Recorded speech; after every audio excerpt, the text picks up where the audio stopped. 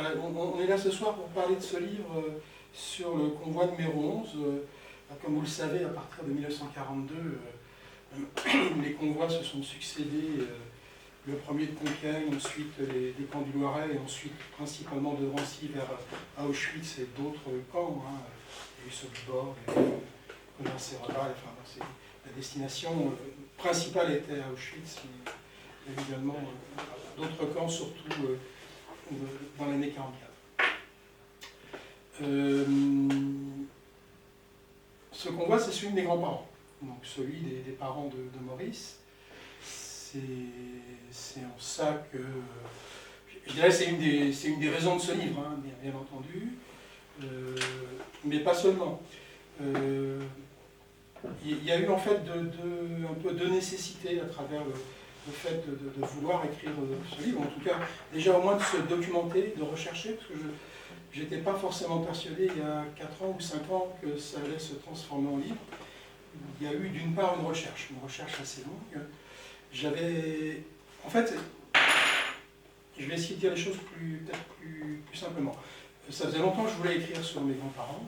Comment dire, en même temps, il se trouve qu'en 2019, j'ai pu accéder à un fichier Excel. Alors, ça paraît tout bête, mais des chercheurs qui travaillaient sur les convois, il y a eu 80 convois entre mars 42 et août 44. Ils sont tous cités à la fin du volume. Et le chercheur, en l'occurrence Jean-Luc Pinot, à partir des archives du mémorial, est également un cartographe. C'est quelqu'un qui, à la fois, est historien et en même temps, travaille beaucoup sur la cartographie et sur le fait de représenter, là en l'occurrence, les convois avec l'ensemble, à la fois les nationalités, mais aussi les lieux de résidence. Enfin, il s'est attaché pour chaque convoi à essayer de retrouver à la fois les victimes des différents convois et voir quelles étaient les différences entre les convois. Et il y a effectivement pas mal de différences. Ce qu'il faut savoir aussi, c'est que plus de la moitié des convois ont eu lieu dans l'année 42, dans la seule année 42. Ça a commencé le 27 mars avec le convoi numéro 1 qui est parti de Compiègne, et l'année 42 se termine avec le convoi 42, tout à fait un hasard, qui part de Drancy le 9 novembre. Donc 42 convois sur un ensemble de 80, donc c'est sur une période de même pas 9 mois, 8 mois. C'est dire comment effectivement cette volonté d'extermination était forte, et les convois, les 42 convois, ont des constitutions tout à fait différentes. Alors on peut dire que les premiers convois de 1 à 5 ou 6, ce sont essentiellement des juifs étrangers arrêtés dans la région parisienne, en particulier lors de la ravie du Billet Vert le 7 mai 41 à Paris. On appelle ça une rafle, mais en fait c'était les convocations dans les commissariats, donc on ne ressortait pas, et le soir même, plus de 4000 juifs polonais, pour l'essentiel, se retrouvaient dans le train à Austerlitz pour aller dans les camps de Pithiviers et de Gaulle-la-Hollande. Et puis à partir de la rafle du Veldiv, on voit 9, 10, 11, 12, on a plusieurs convois qui sont quasiment de même nature, c'est-à-dire c'est la rafle du Veldiv.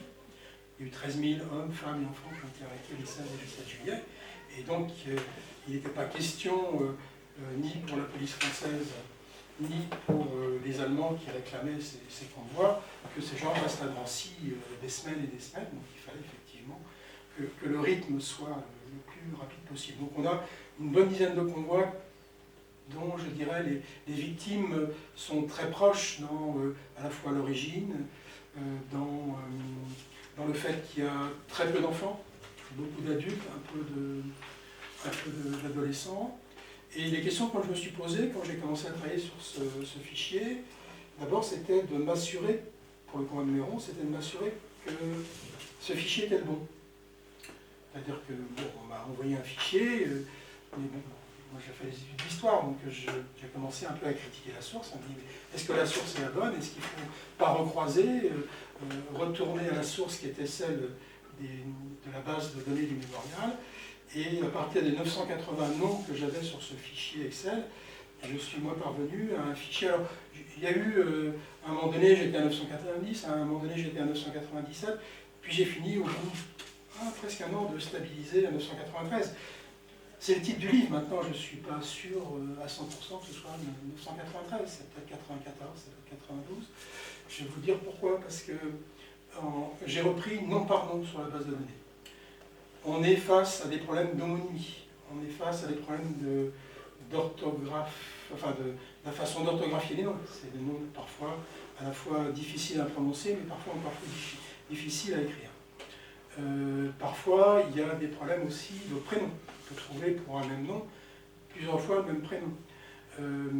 Donc, tout le travail a consisté, ça a été presque 1 an et demi à 2 ans de travail, à croiser dans tous les sens cette liste de façon à être sûr que c'était bien les déportés du convoi numéro 11. Sur cette liste, j'ai trouvé les déportés du convoi numéro 10.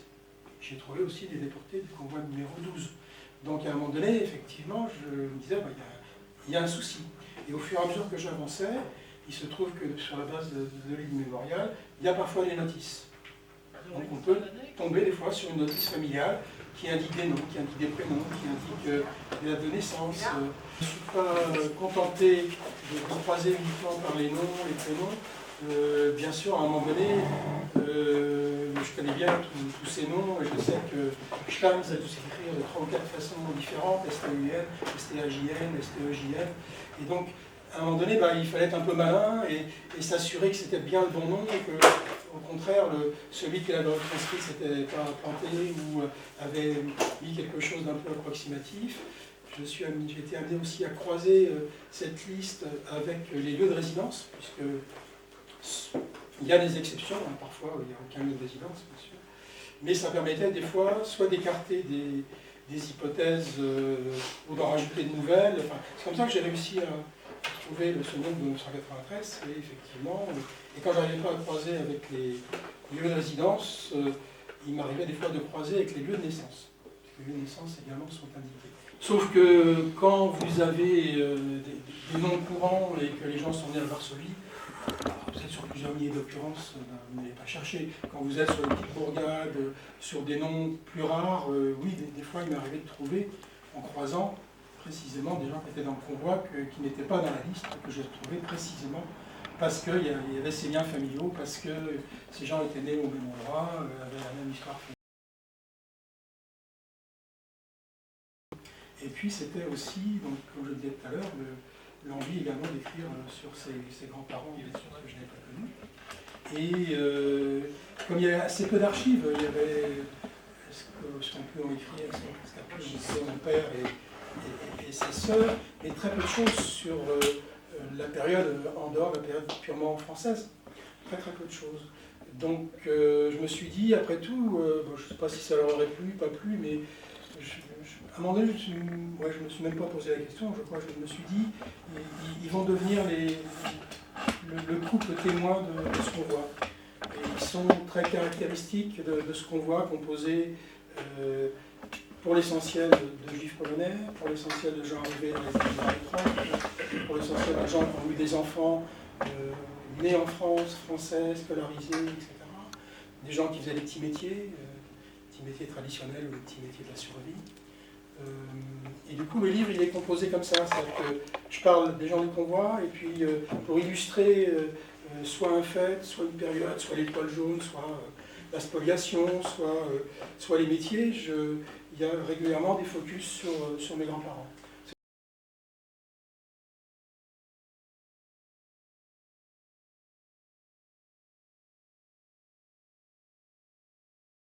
C'est construit au fur et à mesure. Je n'avais pas du tout l'idée que je le ferais comme ça. La construction des listes, c'est vraiment fait au fur et à mesure de ce que je découvrais et au fur et à mesure de ce que je voulais en dire et de ce que je découvrais. Je m'arrête, et s'il y a déjà des premières questions et des réactions, on peut les prendre, parce qu'autrement, je peux parler pendant des heures. Tu parles de la Pologne et des vérifications que tu as pu faire, c'est à partir de quel L'essentiel de la vérification a été faite à partir de la base de données du mémorial, de la Shoah, que j'appelle le mémorial. Et quand sur des survivants ou sur que ce soit des enfants cachés, que ce soit des survivants du convoi, j'avais des doutes, je suis allé sur les sites généalogiques. Donc, parfois, j'ai pu regrouper des informations, pas toujours. Mais effectivement, je dirais qu'à 95%, c'est la base de données mémoriale qui m'a permis de retrouver toutes les victimes du convoi de Mouvement.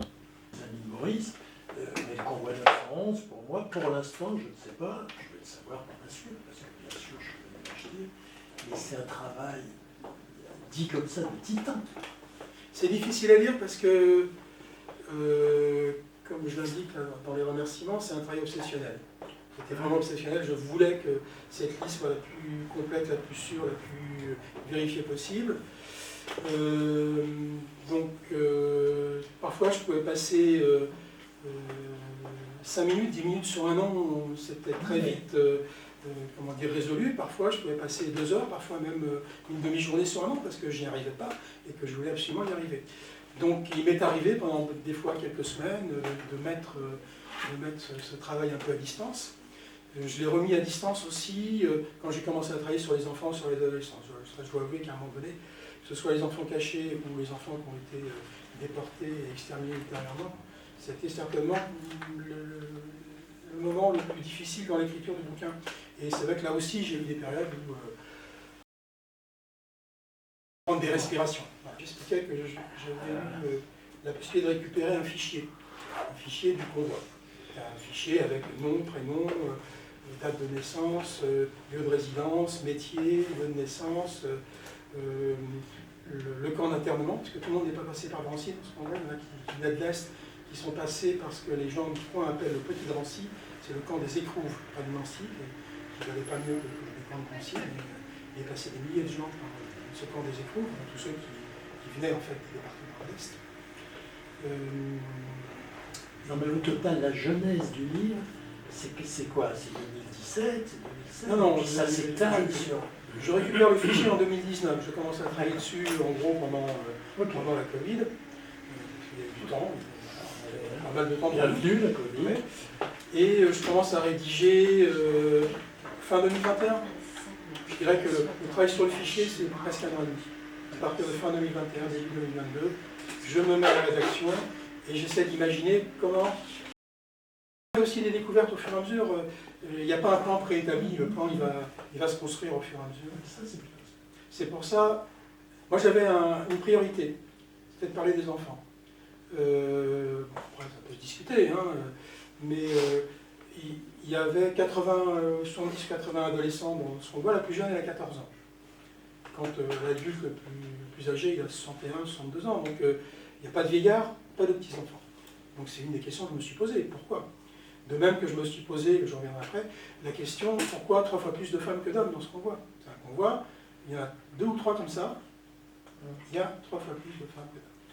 Donc j'ai trouvé les réponses, enfin en tout cas j'ai trouvé des réponses qui me semblaient logiques, évidentes, qui s'appuyaient sur un certain nombre à la fois de constatations, puis en même temps bien sûr sur ma lecture de plusieurs livres sur le sujet, ceux de Laurent Joly et d'autres encore.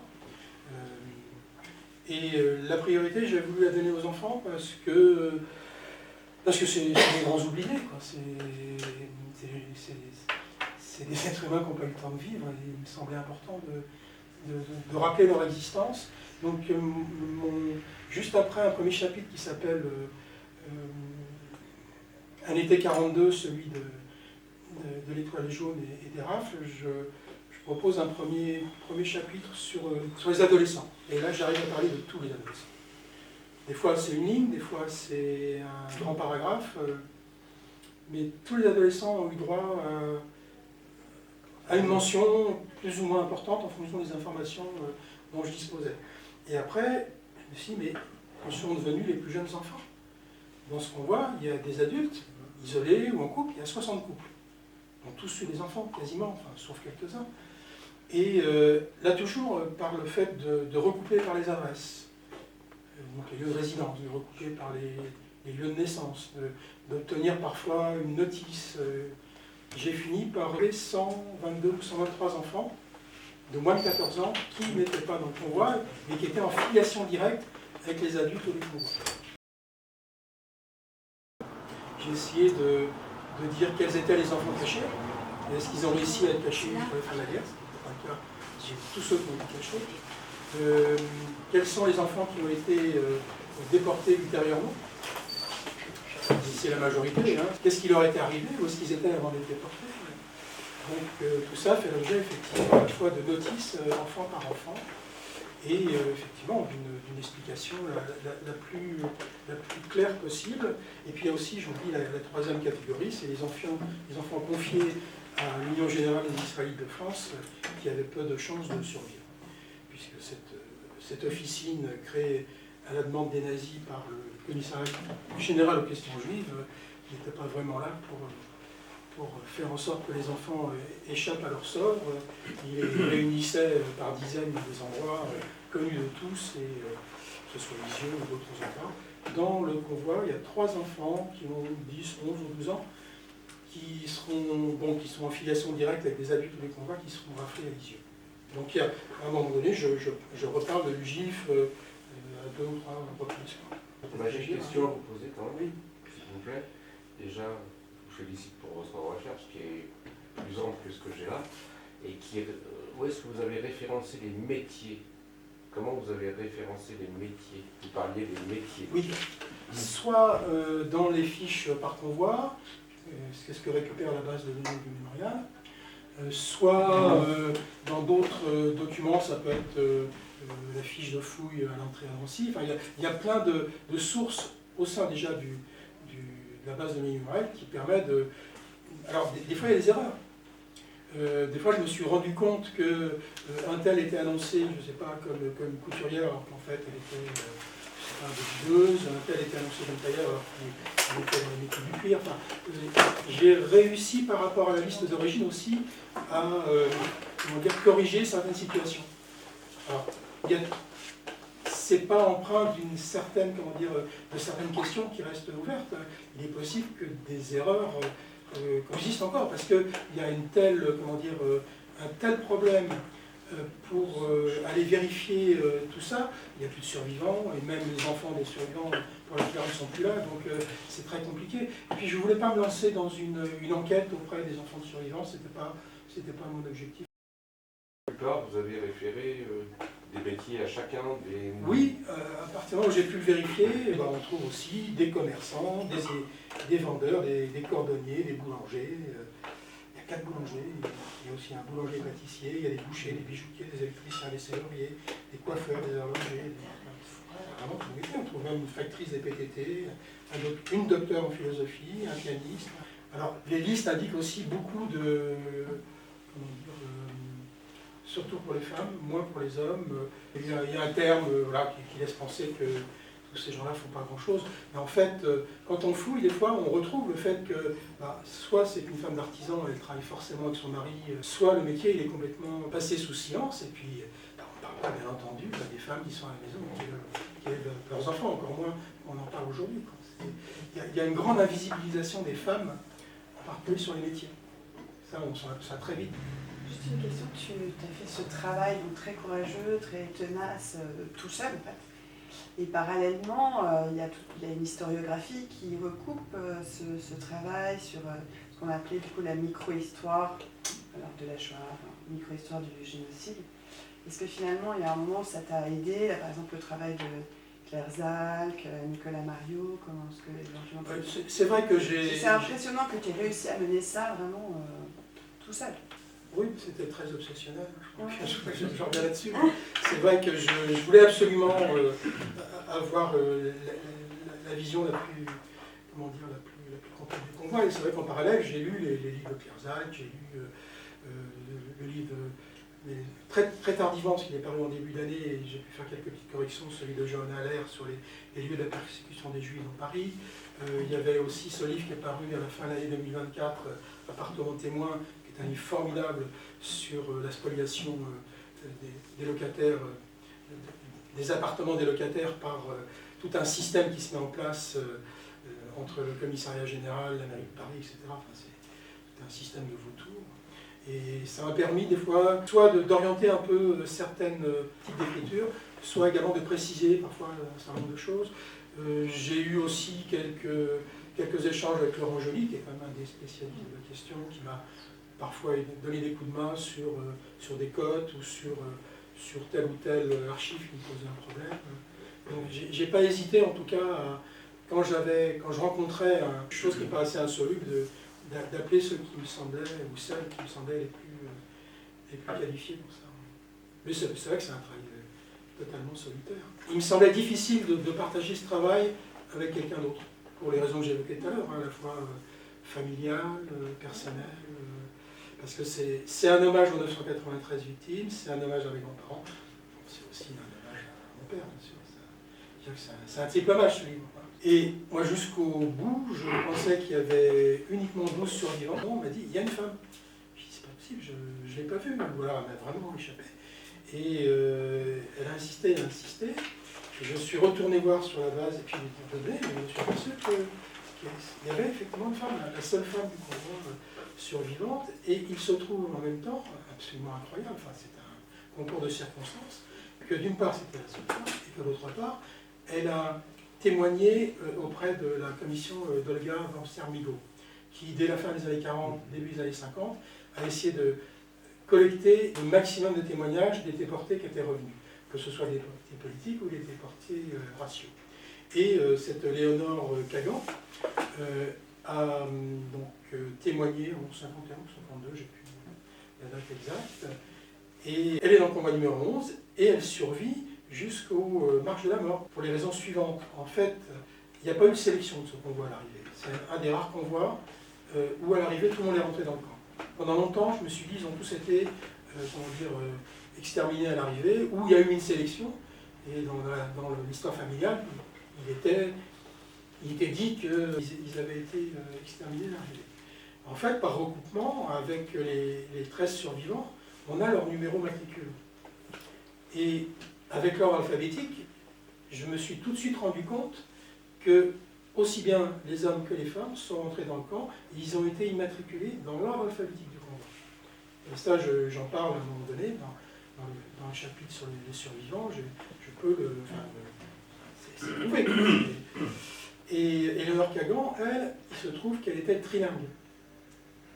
Français, polonais, allemand. Une aubaine pour l'état civil du camp. Les nazis avaient tout de suite repéré cette possibilité-là. Je pense qu'elle a été, pendant quelques semaines, ça a été un peu compliqué, mais par des amis, elle a réussi à se faire affecter à l'état civil, où elle a travaillé quasiment jusqu'à la fin. Et elle dit dans son témoignage de 1951, enfin des années 50, qu'au bout de quelques semaines, tous les déportés du convoi numéro 11 avaient disparu. Et une des découvertes que j'ai faites, c'est que je sais que désormais ma grand-mère et mon grand-père sont rentrés dans le camp, et on m'a dit tu devrais consulter les archives d'Arolsen. Arolsen, c'est cette ville où sont conservées les archives de tous les camps nazis. Sur la base, je ne trouve rien, donc il conseille, si vous ne trouvez rien, vous nous écrivez et on essaie sur 8 jours de vous répondre. En fait, je leur écris, le lendemain j'ai une réponse. Ils me disent, on a retrouvé votre grand-père, on a son acte de décès. Quant à votre grand-mère, on sait qu'elle était inscrite sur le convoi numéro 10, sur le convoi numéro 11, mais c'est tout ce qu'on sait sur elle. Et j'ai un acte d'état civil de Naoum 3 semaines après son arrivée à Auschwitz. Il arrive, comme tous les déportés, le 29 juillet. Et donc, c'était essentiellement les dames, je crois qu'il n'y avait pas d'hommes à l'état civil, parce que, en fait, les nazis dissimulaient, une fois de plus, ce qu'étaient les camps. C'est-à-dire qu'il y avait un état civil comme dans n'importe quelle autre ville allemande. Ça fonctionnait exactement de la même façon, avec les mêmes papiers, les mêmes façons d'enregistrer les décès. Et ce papier pourrait être un papier, sauf qu'il y a marqué Jude, il y a marqué, je ne sais plus ce qu'il y a marqué, Arbeiter, etc. Tout ça est une comédie, féroce, mais à aucun moment on a dit de quoi il est mort, et on donne une adresse. Mais l'adresse, en fait, c'est c'est l'adresse officielle d'Auschwitz. Quand j'ai vu l'adresse, je me dis, tiens, peut-être qu'on va trouver quelque chose. Il n'y a rien à trouver. Est-ce que je vais à la recherche ou pas? Alors, entre ceux qui n'ont pas eu d'enfants, ceux qui sont morts tout de suite après la guerre, c'est le cas du tailleur il y a un tailleur là. Non, s'il y a des réactions, si des gens veulent dire qu'il manque des choses, ou qu'ils contestent éventuellement tel ou tel détail, moi j'ai aucun problème pour qu'on voit éventuellement avec l'éditeur si on veut ouvrir une sorte de site sur lequel il y a un moyen éventuellement d'apporter des précisions. Il avait 53 ans au moment de la rafle, donc c'est vrai que c'est même extraordinaire qu'il ait survécu à cet âge-là, à tous ces traitements. Je ne dirais pas que ça ne m'a pas effleuré, je crois qu'à un moment donné, j'ai peut-être un peu fermé la porte, et en même temps, à chaque fois qu'il y avait des témoignages, je renvoie dans le livre vers les témoignages qui sont soit les témoignages audio, parfois vidéo, qui sont consultables au mémorial. Librement sur le site, des fois c'est pas toujours le cas, mais quand j'ai pu le faire, oui, bien sûr, j'ai écouté ces témoignages, j'ai lu des témoignages. D'abord, je m'appelle Ariel Ni et je suis honoré que Marc m'ait demandé de préfacer cet ouvrage. Comme on m'avait aussi demandé de préfacer l'un des ouvrages de Maurice. D'abord, honoré parce que je ne suis pas du tout historien, ni encore moins spécialiste de la période. Probablement été en contact au départ parce que avec Maurice et avec Marc, nous partageons une obsession commune, celle du rapport de la police à la population, du rapport de l'État à la population. Je suis avocat, je suis vice-président de la Ligue des droits de l'homme. Et quand j'ai découvert ton ouvrage, j'ai eu plusieurs réflexions. La première, évidemment, que c'était une œuvre de transmission et d'héritage, celui qui a été dévolu d'abord à Maurice, du fait de ce qu'il avait vécu ce jour-là, et à toi, puisqu'il y a cette transmission de la nécessité de nommer. Et je crois que c'est la première chose qui m'a paru la plus importante et la plus singulière. Et le mot singulier, justement, est très important, parce que toute l'œuvre du nazisme, l'œuvre de ce convoi, le fait de masser les gens, de les désingulariser, de faire disparaître leur nom, de leur donner un matricule, un numéro, de leur enlever l'identité. Et il y a quelque chose, c'est la première chose, ma première réflexion, c'est qu'en lisant le livre, avant même de réfléchir à ce que je pouvais en dire dans la préface, c'est qu'il y avait quelque chose d'ambivalent dans l'identité. Et c'est ce qui... cette œuvre a pour première vocation de restituer l'identité de personnes qui ont été massées, dont on a voulu faire disparaître la singularité. Redonner un nom, pour redonner une identité à des personnes dont on a voulu faire disparaître la singularité et l'identité. Et il y a quelque chose d'ambivalent dans l'identité. Et là, c'est le juriste qui vous parle.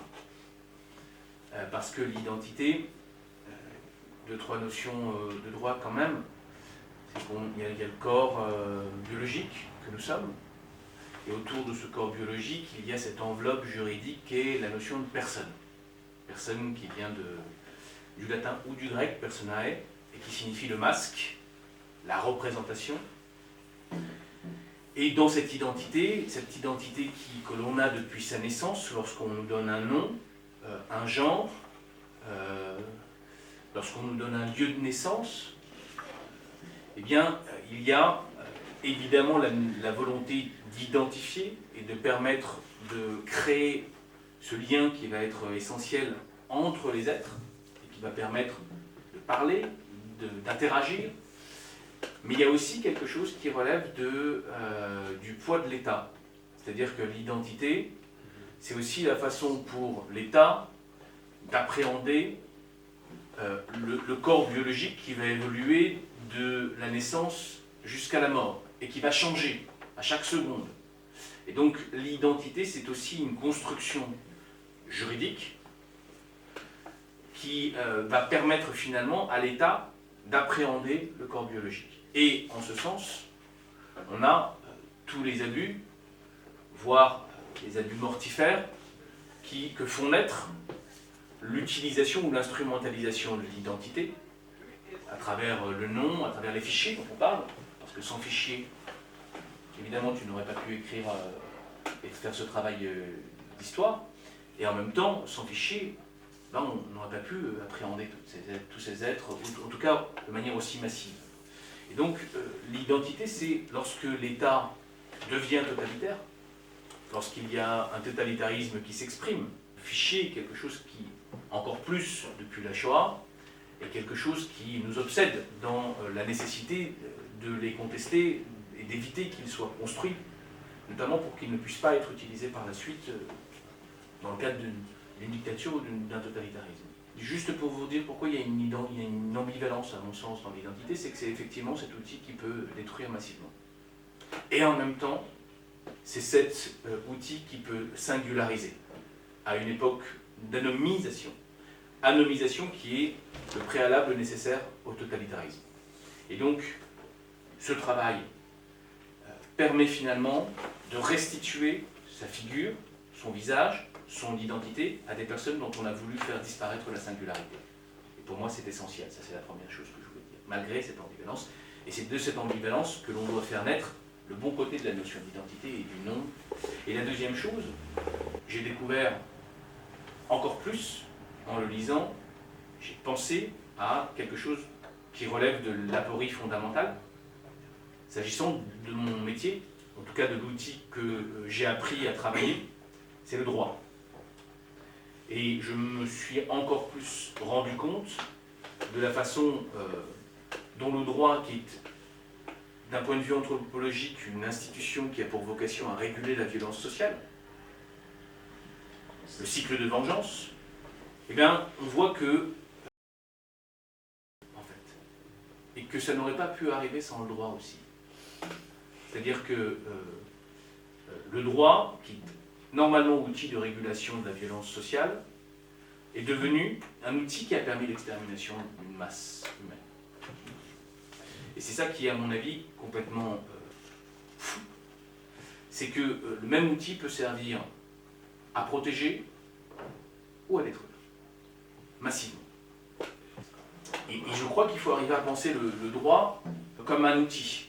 Hein, et à penser aussi ce qui fait la distinction entre le droit à, c'est-à-dire pour chaque individu, le droit à une identité par exemple, à un nom, le droit à sa liberté, le droit à une intégrité corporelle, le droit à une vie digne, et puis le droit sûr.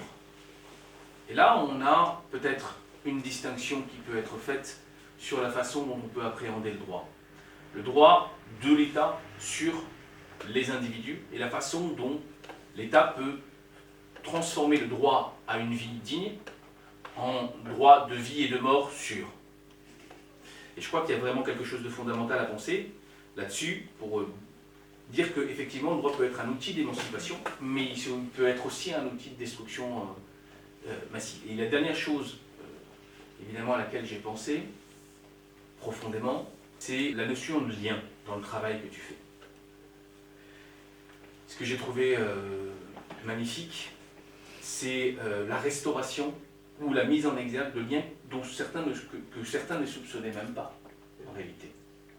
C'est-à-dire des liens de famille, avec une origine commune, mais également des liens professionnels, des liens syndicaux, des liens de quartier, des liens d'amitié, des liens de parenté et de parentalité que certains ne soupçonnaient peut-être pas à cette époque.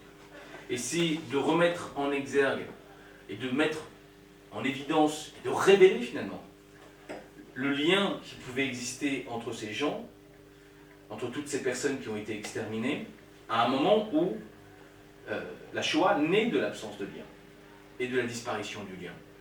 Elle naît de la disparition du lien et finalement de l'indifférence, de la disparition progressive des liens de solidarité et du fait que, à un moment ou à un autre, ça a aussi été rendu possible, ça a été possible parce que ceux qui voyaient ou qui participaient ou qui ne disaient rien avaient acquis une insensibilité totale et une indifférence totale. Et je crois que révéler les liens qui peuvent exister entre ces gens, entre toutes ces personnes qui ont disparu, finalement, le fait de nommer, le fait de faire réfléchir sur la question du droit, le fait de réfléchir sur la question du lien, ça permet de lutter contre l'entreprise totalitaire et d'extermination qu'a été la Shoah. Et voilà, c'est pour ça que je voulais te remercier infiniment pour ce travail et aussi pour m'avoir permis d'y participer un petit peu.